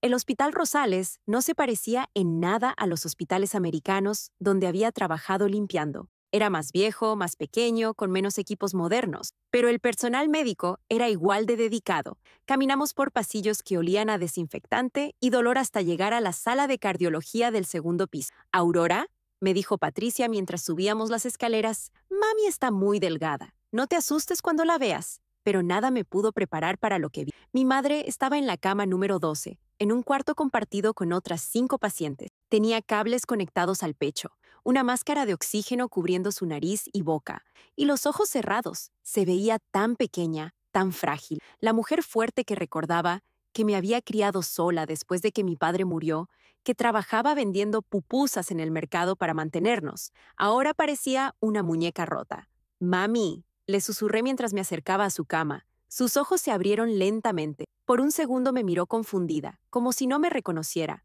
Después, sus ojos se llenaron de lágrimas. ¿Aurora? ¿Mi niña? ¿Eres real? Sí, mami, soy yo. Ya estoy aquí. Ya regresé a casa. Se quitó la máscara de oxígeno a pesar de las protestas de Patricia. Déjame verte bien, me dijo con voz quebrada. Déjame tocar tu cara. Sus manos, arrugadas y con manchas de edad, tocaron mi rostro como si fuera la primera vez. Te ves cansada, mi niña. ¿Te trataron bien allá en el norte? ¿Cómo le explicas a tu madre moribunda que los últimos meses de tu vida fueron un infierno, que fuiste traicionada por tu propia comunidad, que tuviste que esconderte en una iglesia como una fugitiva? Estoy bien, mami. Lo importante es que ya estoy aquí contigo. Aurora, tengo tanto que decirte, tantas cosas que no pude decirte por teléfono durante estos años. Mami, vas a tener mucho tiempo para decírmela. Te vamos a operar y vas a estar bien. Mi madre me miró con esos ojos que conocían todos mis secretos. Niña, yo sé que no tienes dinero para la operación.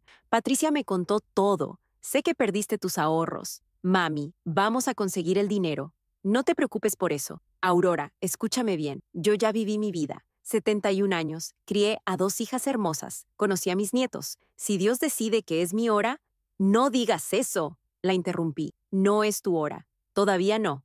Pasamos toda la mañana en el hospital. Le conté a mi madre sobre mi vida en Estados Unidos, pero solo las partes buenas. Le hablé de los niños que cuidé, de las familias para las que trabajé, de las amistades que hice.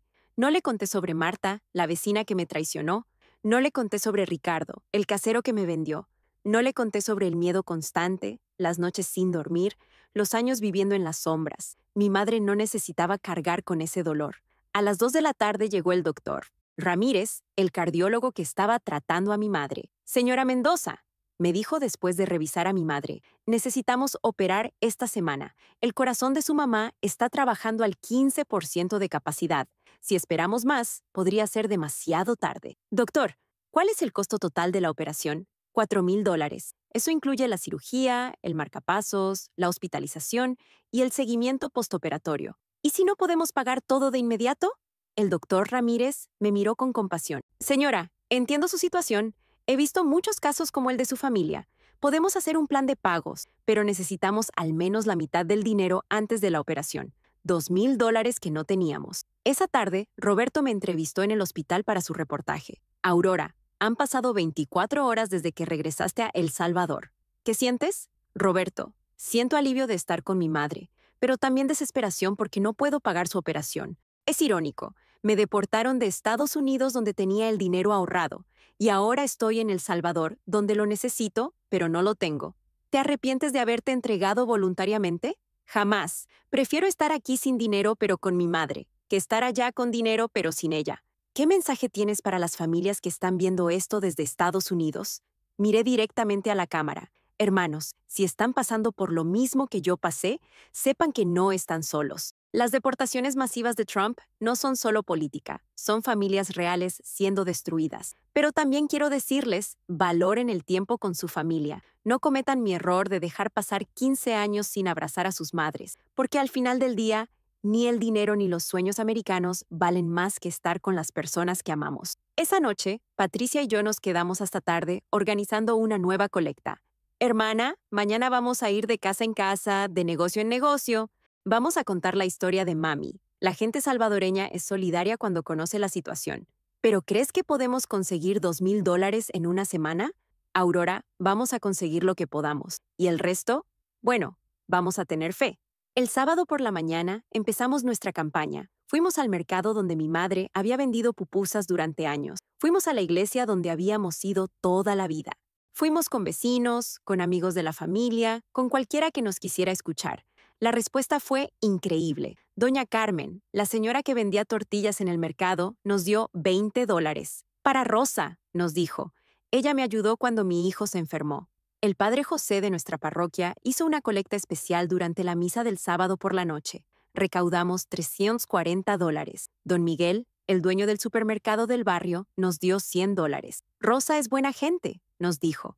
Al final del sábado habíamos recaudado $800 más. En total teníamos $1,600. Todavía nos faltaban $400 para llegar a los $2,000 que necesitábamos para la operación. Pero lo que pasó el domingo por la noche cambiaría todo.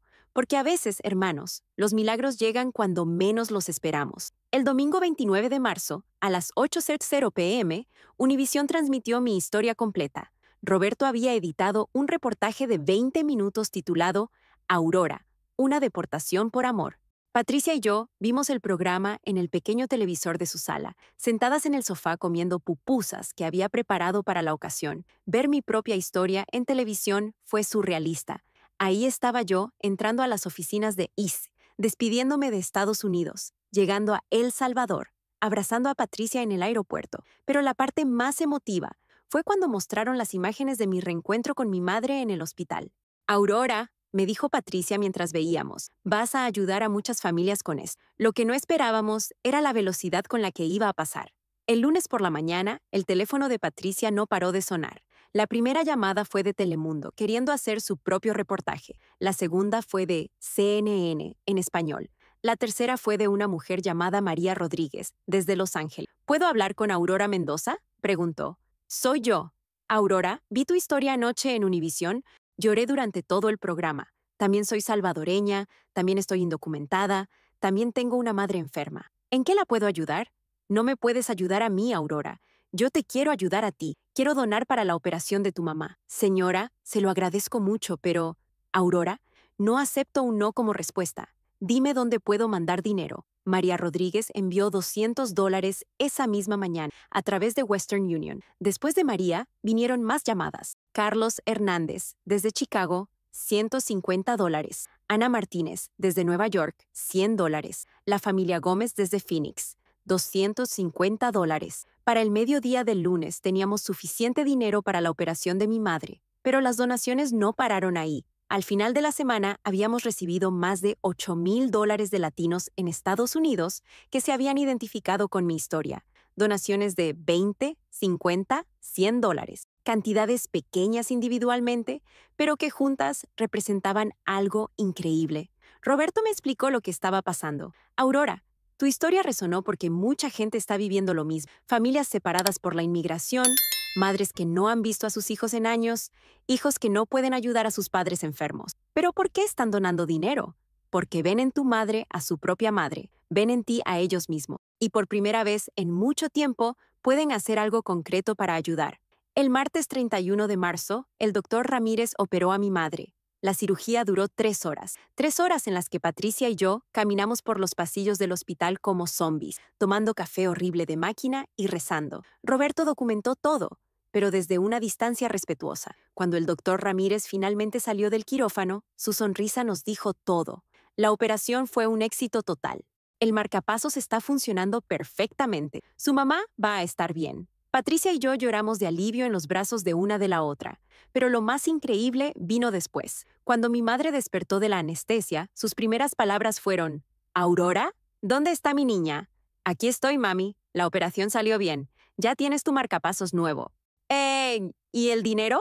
¿De dónde sacaron el dinero? Le conté sobre las donaciones, sobre los cientos de latinos en Estados Unidos que habían contribuido para salvarle la vida. Mi madre empezó a llorar. Dios mío, gente que no me conoce me ayudó a vivir. Mami, es porque tu historia es la historia de muchas familias. Tu hija simplemente fue la que tuvo el valor de contarla. Después de una semana en el hospital, mi madre regresó a casa. No a la casa donde había vivido sola durante años, sino a la casa de Patricia, donde yo también estaba viviendo. Por primera vez en 15 años, las 3 mujeres Mendoza estábamos bajo el mismo techo, pero las sorpresas no habían terminado. Una mañana, 2 semanas después de la operación, recibí una llamada que cambiaría mi vida para siempre. ¿Aurora Mendoza? Sí, soy yo. Mi nombre es Carmen Silva. Soy la directora de Casa del Migrante, una organización que ayuda a deportados recién llegados a El Salvador. ¿En qué la puedo ayudar? Aurora, hemos visto tu historia. Hemos recibido cientos de llamadas de familias que quieren contar sus experiencias también. Creemos que necesitas una plataforma más grande para ayudar a más gente. ¿Qué tipo de plataforma? Queremos ofrecerte un trabajo. Serías nuestra coordinadora de testimonios. Tu trabajo sería recopilar y compartir las historias de otros deportados, ayudarlos a conectarse con sus familias y abogar por políticas migratorias más humanas. No lo podía creer. ¿Me están ofreciendo trabajo por contar mi historia?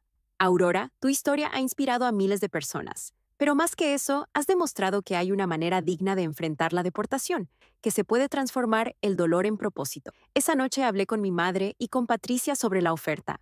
Aurora, me dijo mi madre, durante 15 años trabajaste en Estados Unidos para ayudarme a mí. Ahora tienes la oportunidad de trabajar en El Salvador para ayudar a miles de familias. Pero mami, recién te operaron. Te necesito aquí. Niña, mi marcapasos va a durar otros 20 años. Y además, estaré muy orgullosa sabiendo que mi hija está ayudando a otras familias que están sufriendo como sufrimos nosotras. Acepté el trabajo. Y ahí fue cuando entendí algo que me cambió la perspectiva para siempre. Mi deportación no había sido el final de mi sueño americano, había sido el comienzo de mi propósito salvadoreño. Mi primer día trabajando en Casa del Migrante fue el 15 de abril de 2025. La organización quedaba en un edificio modesto de 2 pisos en el centro de San Salvador, con oficinas pequeñas pero funcionales. Carmen Silva me presentó al equipo: 5 trabajadores sociales, 2 psicólogos, un abogado especializado en derechos humanos y ahora yo, la nueva coordinadora de testimonios. Aurora, me dijo Carmen, tu trabajo va a ser doble. Primero, vas a documentar las historias de deportados recién llegados. Segundo, vas a ayudarlos a procesar su trauma y encontrar maneras de reconstruir sus vidas aquí. Anne, ¿pero yo no soy psicóloga ni trabajadora social?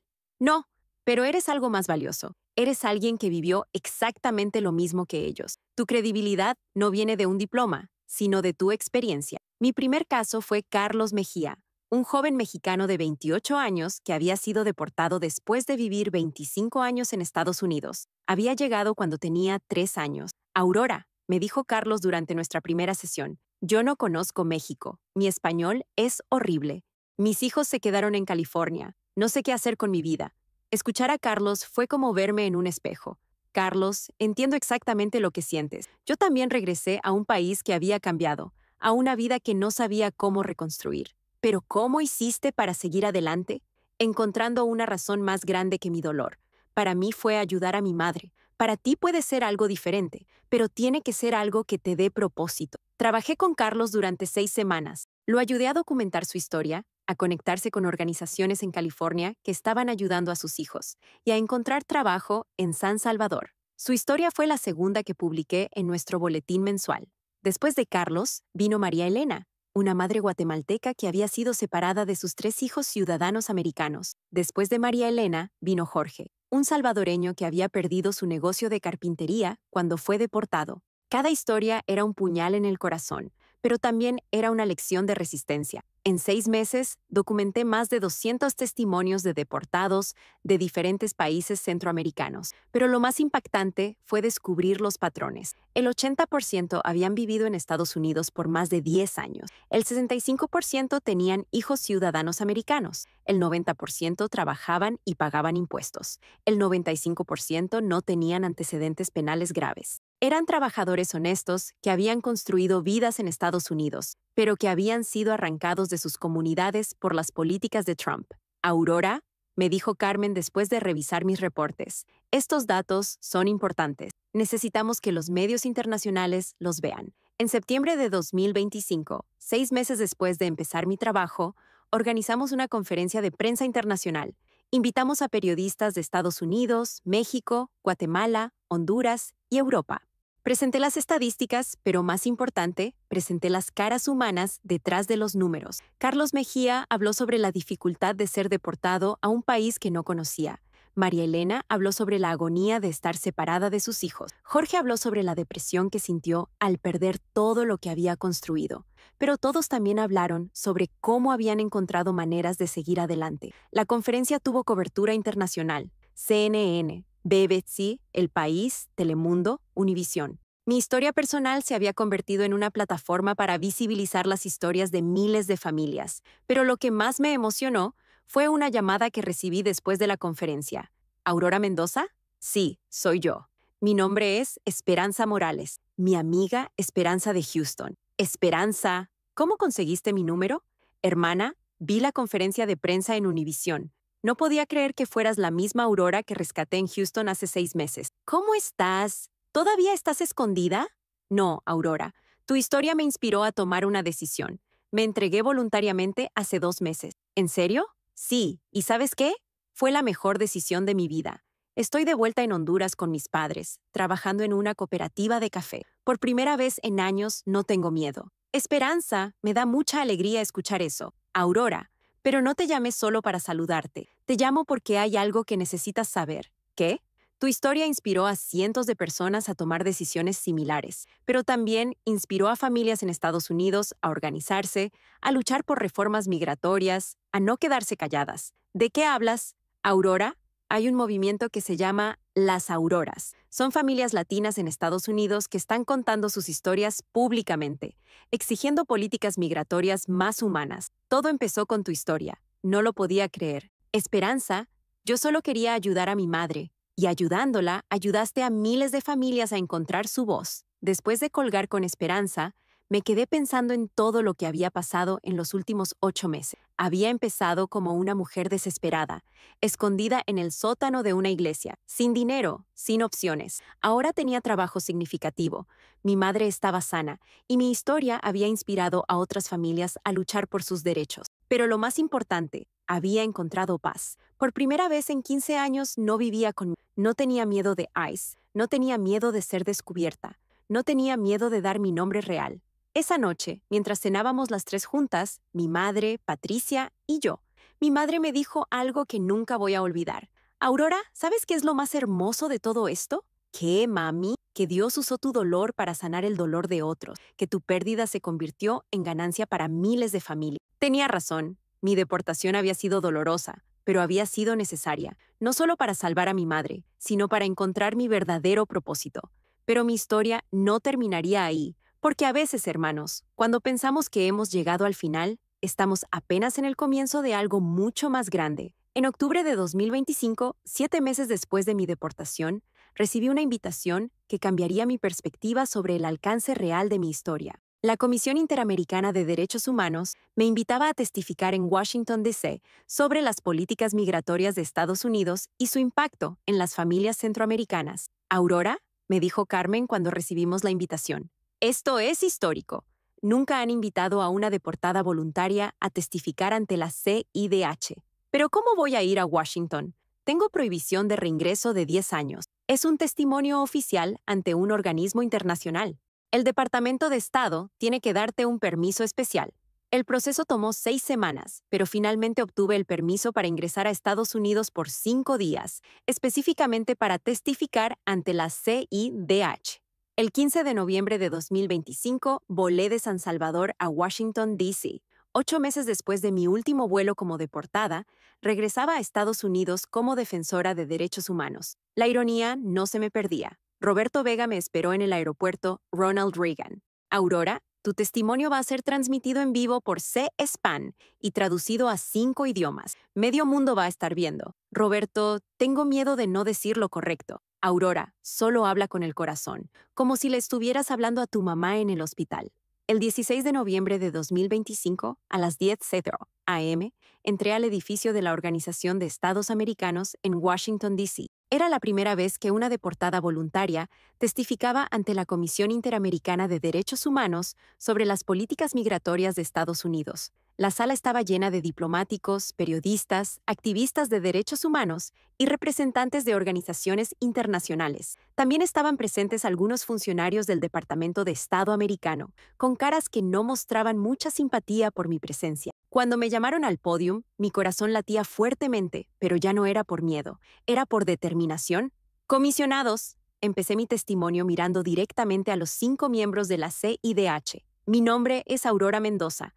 Hace 8 meses fui deportada voluntariamente de Estados Unidos a El Salvador, después de vivir 15 años como indocumentada. Estoy aquí hoy no solo para contar mi historia, sino para representar las voces de miles de familias que han sido afectadas por las deportaciones masivas del presidente Trump. Durante los siguientes 20 minutos, conté mi historia completa, pero no como víctima, sino como sobreviviente que había encontrado propósito en el dolor. Hablé de las 200 historias que había documentado en Casa del Migrante. Hablé de los niños ciudadanos americanos separados de sus padres. Hablé de los trabajadores honestos tratados como criminales. Hablé de las comunidades latinas divididas por el miedo. Pero también hablé de esperanza.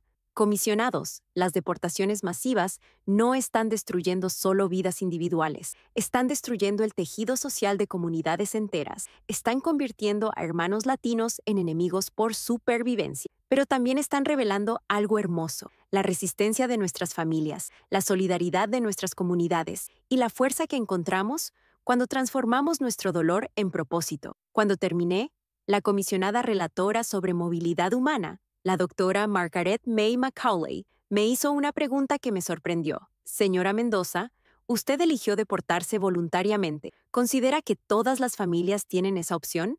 No, comisionada. Yo tuve el privilegio de elegir porque no tenía hijos ciudadanos americanos, pero la mayoría de las familias están siendo forzadas a decisiones imposibles, quedarse separados o irse todos juntos a países que sus hijos no conocen. Esa no es una elección real, es una forma cruel de expulsión forzada.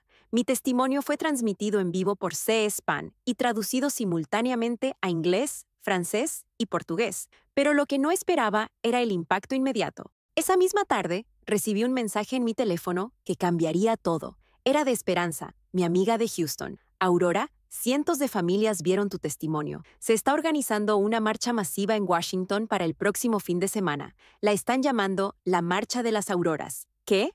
Hermana, tu historia inspiró un movimiento. Familias latinas en todo Estados Unidos están organizándose para exigir políticas migratorias más humanas. El sábado 22 de noviembre de 2025, más de 50 personas marcharon desde el Lincoln Memorial hasta el Capitolio en Washington, D.C.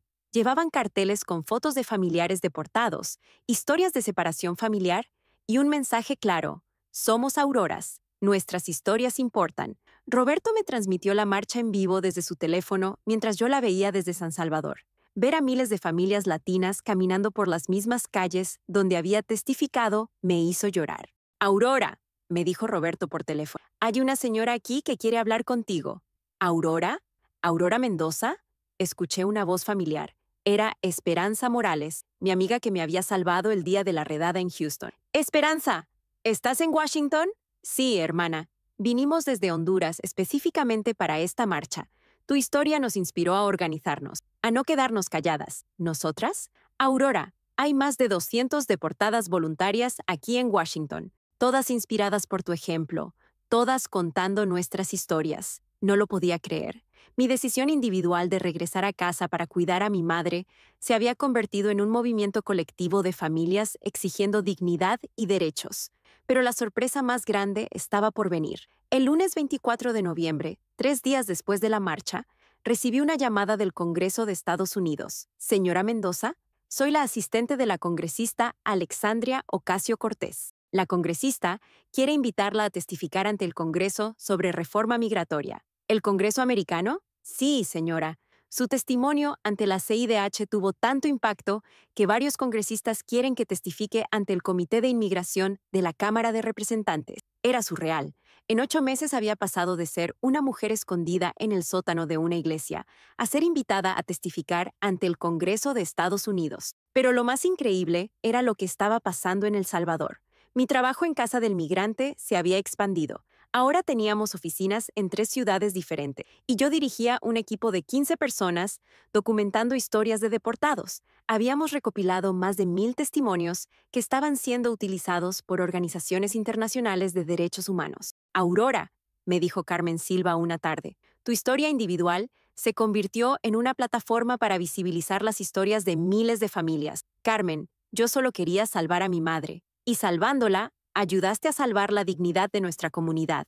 Esa noche llamé a mi madre, que ahora vivía cómodamente en la casa que habíamos comprado con las donaciones que sobraron después de su operación. Mami, a veces no puedo creer todo lo que ha pasado desde que regresé.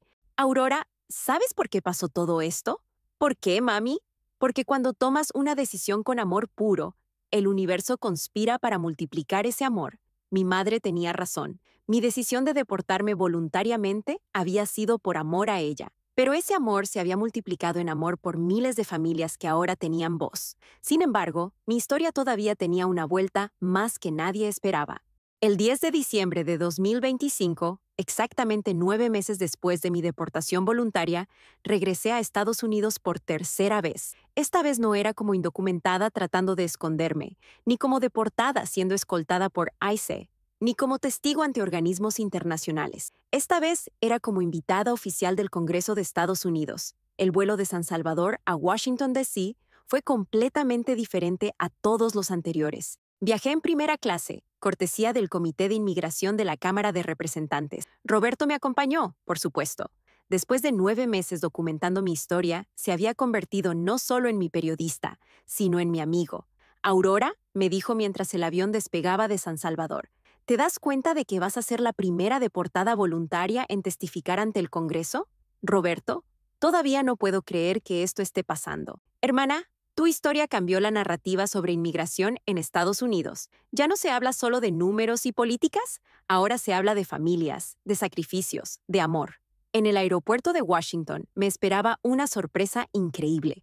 Había más de 100 personas con carteles que decían, Bienvenida Aurora, y gracias por darnos voz. Entre ellas reconocí caras familiares, deportadas que habían seguido mi ejemplo, familias que habían sido separadas, activistas que habían participado en la Marcha de las Auroras. Pero la sorpresa más grande era que también estaba Esperanza, mi amiga de Houston. Esperanza, ¿qué haces aquí?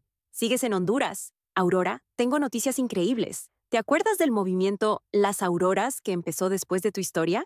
Sí, claro. Bueno, ahora es una organización oficialmente registrada y queremos ofrecerte ser nuestra directora ejecutiva. Una organización real, con oficinas en Estados Unidos y Centroamérica, con financiamiento de fundaciones internacionales, con la misión de documentar historias de familias migrantes y abogar por políticas más humanas. No lo podía procesar. Esperanza, pero yo vivo en El Salvador. Tengo trabajo allá. Mi madre, Aurora, tu madre puede venir contigo. La organización te daría una visa especial de trabajo humanitario. Podrías vivir legalmente en Estados Unidos, trabajando para ayudar a familias migrantes. Era irónico.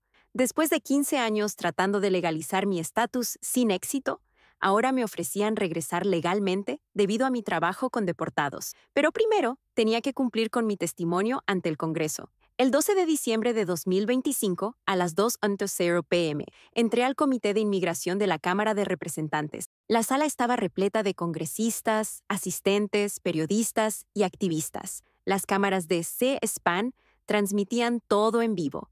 Mi testimonio iba a ser parte de una audiencia sobre el impacto humano de las deportaciones masivas. Cuando me llamaron al podium, vi algo que me emocionó profundamente. En la galería del público estaban sentadas más de 50 mujeres latinas, todas con camisetas rojas que decían «Somos Auroras». Eran deportadas, esposas de deportados, madres de deportados, hijas de deportados. Todas habían venido a Washington para estar presentes durante mi testimonio. Honorables miembros del Congreso. Empecé.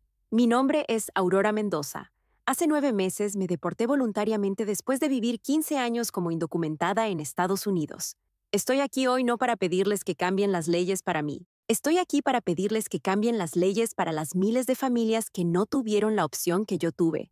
Durante los siguientes 30 minutos, presenté las estadísticas que habíamos recopilado en Casa del Migrante. Más de 1,200 testimonios documentados de deportados centroamericanos. El 78% tenían hijos ciudadanos americanos. El 82% habían vivido en Estados Unidos por más de una década. El 91% trabajaban y pagaban impuestos. El 67% eran el único soporte económico de sus familias. Estos no son números, honorables congresistas. Estas son vidas. Estas son familias. Estos son trabajadores que construyeron sus comunidades durante décadas. Mi historia tuvo final feliz porque pude elegir mi deportación y porque encontré propósito en mi dolor. Pero la mayoría de las familias no han tenido esa suerte. Cuando terminé mi testimonio preparado, el congresista demócrata Jesús García me hizo una pregunta directa. Señora Mendoza, si tuviera la oportunidad de regresar legalmente a Estados Unidos, ¿lo haría? Esa pregunta me tomó por sorpresa. Congresista García, hace 9 meses mi respuesta habría sido un sí inmediato, pero hoy mi respuesta es diferente. ¿Cómo es diferente? Hoy regresaría solo si mi regreso puede ayudar a más familias, si mi historia puede contribuir a políticas migratorias más humanas, si mi experiencia puede servir para que otros no pasen por lo que yo pasé. En otras palabras, regresaría no por el sueño americano, sino por el deber americano de ayudar a otros. Mis palabras resonaron en toda la sala.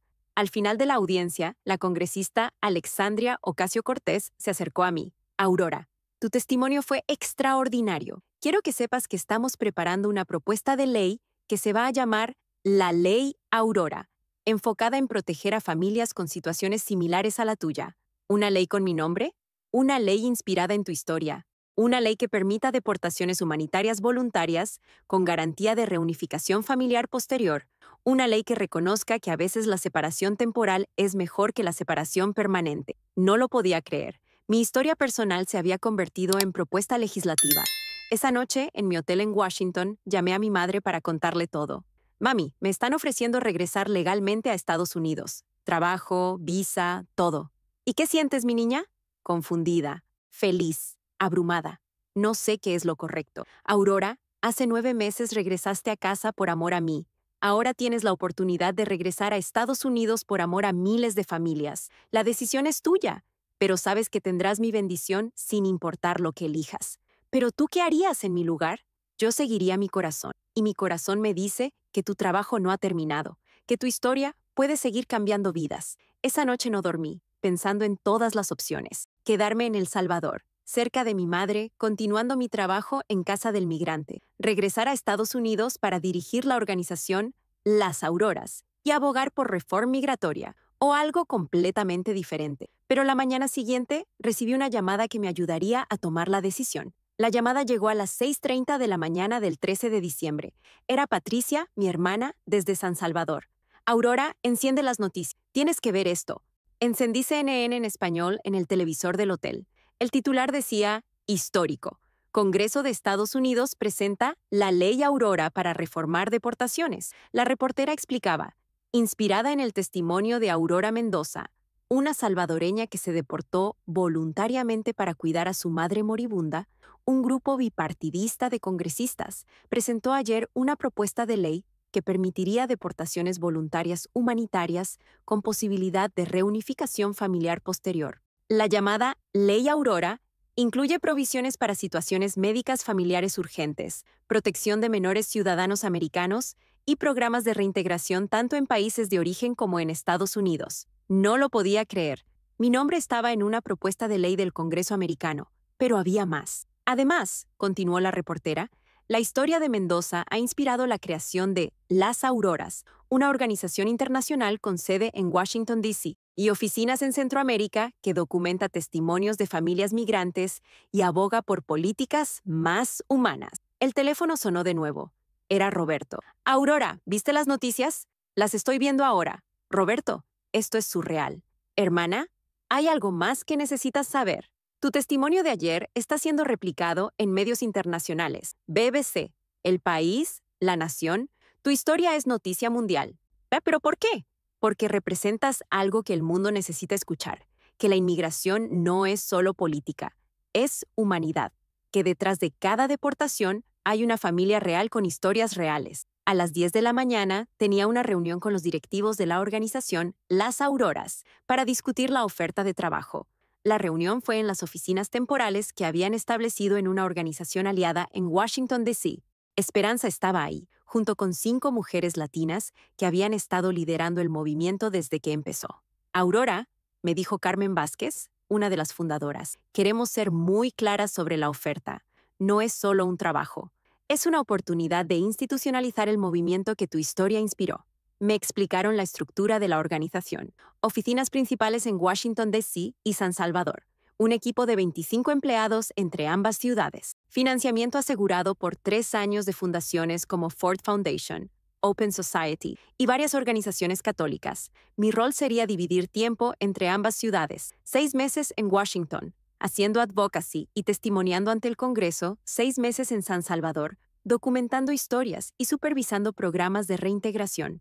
¿Y mi madre? Pregunté. Tu madre puede viajar contigo. Tenemos presupuesto para cuidado médico y vivienda para familiares directos de nuestros directivos. Necesito pensarlo, les dije. Esa tarde caminé sola por Washington, D.C., visitando lugares que había visto durante mis testimonios, pero sin tener tiempo de procesar. Caminé por el National Mall, pasé por el Lincoln Memorial, me senté en los escalones del Capitolio donde había testificado. Pensé en todo lo que había pasado en 9 meses. De mujer indocumentada escondida en una iglesia a directora ejecutiva potencial de una organización internacional. De alguien que se sentía invisible a alguien cuya historia estaba inspirando leyes del Congreso. De hija desesperada por salvar a su madre a voz de miles de familias separadas. Pero lo más importante, pensé en mi propósito. Durante 15 años en Estados Unidos, mi propósito había sido mandar dinero a casa para cuidar a mi madre. En los últimos 9 meses en El Salvador, mi propósito había sido documentar historias de otros deportados. Ahora tenía la oportunidad de combinar ambos, usar mi historia para cambiar políticas que afectarían a miles de familias. Esa noche llamé a mi madre. Mami, necesito tu consejo. Dime, mi niña. Le expliqué toda la oferta, todos los detalles, todas las implicaciones. ¿Pero tú qué quieres hacer, Aurora? Quiero aceptar, mami, pero tengo miedo de que sea por las razones equivocadas. ¿Y si estoy eligiendo la fama en lugar de la familia? Aurora, escúchame bien. Durante 9 meses te he visto trabajar con deportados en El Salvador. Te he visto llorar con sus historias, celebrar sus pequeños triunfos, no dormir preocupada por sus problemas. Ese trabajo no lo haces por fama, lo haces por amor. Amor por personas que están sufriendo como tú sufriste. Si esa organización te permite expandir ese amor a una escala mayor, entonces es donde Dios quiere que estés. Oh, pero ¿y si fallo? ¿Y si no puedo cumplir las expectativas? Aurora, hace 9 meses fallaste según los estándares del mundo. Perdiste tu trabajo, tu casa, tus ahorros, te deportaron. Según el mundo, tu vida era un fracaso. Pero mira lo que Dios hizo con ese fracaso. Lo convirtió en la plataforma más grande que cualquier activista por derechos de inmigrantes haya tenido jamás. Si Dios pudo usar tu fracaso para tanto bien, imagínate lo que puede hacer con tu éxito. Mi madre tenía razón. Mi deportación había sido mi mayor fracaso personal, pero se había convertido en mi mayor contribución social. El 14 de diciembre de 2025, exactamente 9 meses después de mi deportación voluntaria, tomé mi decisión. Llamé a Carmen Vázquez. Carmen, acepto la oferta. Aurora, ¿estás segura? Completamente segura. Pero tengo una condición. ¿Cuál? Quiero que la primera oficina internacional de las Auroras sea en Houston, Texas. ¿Por qué Houston? Porque es donde todo empezó. Es donde me escondí, donde me traicionaron, donde perdí todo. Quiero regresar ahí no como víctima, sino como defensora. Quiero que otras mujeres en situaciones similares sepan que hay una oficina física donde pueden ir por ayuda, un lugar donde no tienen que esconderse. Aurora, eso es perfecto. Houston será nuestra segunda oficina. Esa noche llamé a Esperanza Morales, mi amiga que me había salvado aquella mañana en Houston. Esperanza, ¿qué te parece ser la directora de la oficina de Houston de las Auroras? ¿En serio me estás ofreciendo trabajo? ¿En serio? Necesito a alguien que entienda lo que es vivir con miedo, que sepa lo que es ser traicionada por la propia comunidad, que tenga el corazón para ayudar a otras familias. Aurora, acepto sin dudarlo. Y así fue como mi historia completó su círculo. Había empezado en Houston como indocumentada viviendo con miedo. Había terminado en Houston como directora ejecutiva de una organización internacional defendiendo derechos de familias migrantes, pero mi verdadero triunfo no era el trabajo, ni el reconocimiento, ni las leyes con mi nombre. Mi verdadero triunfo era que había transformado mi dolor en propósito, mi pérdida en ganancia para otros, mi historia individual en esperanza colectiva. El 15 de enero de 2026, exactamente 10 meses después de mi deportación voluntaria, regresé a Houston por cuarta vez. Esta vez llegué en un vuelo comercial regular, con visa de trabajo humanitario, acompañada de mi madre y Patricia. Roberto documentó nuestro regreso para el especial de aniversario que Univision iba a transmitir. Aurora, un año después. En el aeropuerto de Houston nos esperaba un grupo de unas 30 personas. Esperanza Morales estaba ahí, por supuesto, junto con varios deportados que habían regresado legalmente después de seguir procesos similares al mío. También estaban familias que habían sido beneficiadas por la Ley Aurora, que finalmente había sido aprobada en diciembre con apoyo bipartidista. Pero la sorpresa más grande fue ver a alguien que nunca pensé que volvería a encontrar. ¿Aurora? ¿Aurora Mendoza? Me volteé y vi una mujer latina de unos 50 años que me miraba con lágrimas en los ojos. Disculpe, ¿la conozco? Soy Marta, Marta Hernández, mi vecina, la mujer que me había traicionado, la que le había dicho a Aice dónde trabajaba y dónde vivía. Por un momento me quedé sin palabras. Marta, ¿qué haces aquí? Aurora, he estado tratando de encontrarte durante meses. Necesito pedirte perdón. Empezó a llorar. Aurora, ¿cuándo te delató? Pensé que si Aice deportaba a varias personas del edificio, tal vez me bajarían la renta. Pensé que si colaboraba, tal vez me dejarían en paz. Estaba desesperada. Mi hijo necesitaba operación. No tenía dinero. Tenía miedo de ser deportada también. Pero Aurora, desde que te fuiste no he podido dormir. He visto tu historia en las noticias. He visto todo lo que has logrado. Y me he dado cuenta de lo que perdí cuando te traicioné. No perdí solo a una vecina, perdí a una hermana. Las personas alrededor de nosotras se habían quedado en silencio, viendo esta confrontación inesperada. Roberto tenía su cámara apagada por respeto, pero yo sabía que esta conversación iba a ser importante. Marta, le dije, estaba muy enojada contigo durante meses, muy lastimada. Sentí que me habías puesto precio a mi libertad. Pero ¿sabes qué aprendí en estos meses? ¿Qué? Que las deportaciones masivas de Trump funcionaban exactamente así, poniendo a latinos contra latinos, convirtiendo la supervivencia en un juego de suma cero. Tú no me traicionaste porque fueras mala persona. Me traicionaste porque estabas desesperada, asustada, tratando de proteger a tu familia. Y yo te entiendo porque yo también tomé decisiones desesperadas para proteger a mi familia. Marta lloraba aún más fuerte. ¿Me puedes perdonar? Marta, te perdoné hace meses, pero lo más importante es que te perdones a ti misma. ¿Qué quieres decir? Quiero decir que vengas a trabajar conmigo. ¿Cómo? Las Auroras necesita consejeras que entiendan el trauma de la deportación, que sepan lo que es vivir con miedo, que puedan ayudar a otras familias que están tomando decisiones desesperadas. Marta, tu experiencia de haber hecho algo de lo que te arrepientes te convierte en la persona perfecta para ayudar a otros que están considerando hacer cosas similares. ¿En serio me darías trabajo después de lo que te hice? Marta, mi trabajo ahora es transformar dolor en propósito. Tu dolor por haberme traicionado puede convertirse en propósito para ayudar a otras familias. Esa conversación fue documentada por Roberto y se convirtió en una de las partes más poderosas del especial de aniversario. Mostraba que el perdón no era solo posible, sino necesario para sanar las heridas que las deportaciones masivas habían causado en nuestras comunidades. Una semana después, abrimos oficialmente la oficina de Houston de las Auroras, en un edificio pequeño pero digno en el suroeste de la ciudad, no muy lejos de donde había vivido, trabajado y sufrido durante 15 años. El primer día atendimos a 12 familias, madres separadas de sus hijos, padres deportados tratando de mantener contacto con familias en Estados Unidos, jóvenes dreamers cuyos padres habían sido deportados, familias considerando deportación voluntaria por situaciones médicas. Cada historia era diferente, pero todas tenían algo en común: dolor que necesitaba ser transformado en propósito. En los primeros 3 meses de 2026, habíamos ayudado a 147 familias en Houston, 32 deportaciones voluntarias humanitarias bajo la nueva Ley Aurora, 89 procesos de reunificación familiar, 26 casos de menores ciudadanos americanos protegidos de separación de sus padres. Pero los números no contaban toda la historia. La historia real estaba en las caras, como María Elena, la madre guatemalteca que pudo reunirse con sus 3 hijos después de 8 meses de separación, como Carlos, el joven mexicano que encontró trabajo digno en Houston después de ser deportado y regresar legalmente, como la familia Rodríguez, que eligió deportación voluntaria temporal para cuidar a su abuelo enfermo, sabiendo que podrían regresar legalmente después. Mi madre se había adaptado increíblemente bien a la vida en Houston. Vivíamos en un apartamento de 2 cuartos en el mismo complejo donde antes había vivido escondida, pero ahora no tenía miedo. Tenía visa legal, trabajo legal, propósito legal. «Aurora», me dijo mi madre una tarde mientras preparaba pupusas en nuestra nueva cocina, ¿sabes qué es lo más hermoso de todo esto?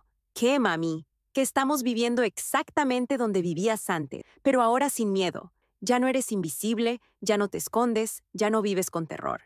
Es como si hubieras resucitado en el mismo lugar donde habías muerto. Mi madre tenía razón. Houston ya no era el lugar de mi trauma, era el lugar de mi triunfo. No porque hubiera vencido al sistema, sino porque había aprendido a usar mi dolor para sanar el dolor de otro. Pero mi historia todavía tenía una sorpresa más. El 18 de marzo de 2026, exactamente un año después de mi deportación voluntaria, recibí una llamada que jamás había esperado. «Señora Mendoza», habla el secretario de prensa de la Casa Blanca. «¿La Casa Blanca?» «Sí, señora. El presidente quiere reunirse con usted». No lo podía creer. El mismo presidente que había implementado las deportaciones masivas que habían destruido mi vida quería reunirse conmigo. ¿Para qué?, pregunté. El presidente está considerando reformas adicionales a las políticas migratorias y quiere escuchar directamente de personas afectadas por las deportaciones. ¿Pero por qué yo específicamente? Señora, su historia ha tenido más impacto en la opinión pública sobre inmigración que cualquier activista en décadas. El presidente reconoce eso. La reunión fue programada para el 2 de abril de 2026. Cuando llegamos a Washington, Roberto me acompañó para documentar el encuentro. No podía dejar de pensar en la ironía de todo. Un año antes estaba escondida en el sótano de una iglesia, con terror de que ICE me encontrara. Ahora iba a reunirme con el presidente que había ordenado mi deportación. La reunión fue en el despacho Oval a las 2:00 p.m. Cuando entré, el presidente Trump estaba sentado detrás de su escritorio, con varios asesores a su alrededor. «Señora Mendoza», me dijo levantándose, «gracias por venir. Señor presidente, quiero que sepa que he seguido su historia con gran interés. Su deportación voluntaria, su trabajo con familias, el impacto de su testimonio ante el Congreso. No sabía qué decir. Señor presidente, hace un año sus políticas destrozaron mi vida. Me obligaron a elegir entre mi seguridad y mi familia. Entiendo eso. Y reconozco que algunas de nuestras políticas tuvieron consecuencias no intencionales para familias como la suya. ¿Consecuencias no intencionales? Señor presidente, separaron a miles de niños de sus padres, deportaron a trabajadores honestos que habían vivido aquí por décadas, convirtieron a comunidades enteras en zonas de guerra.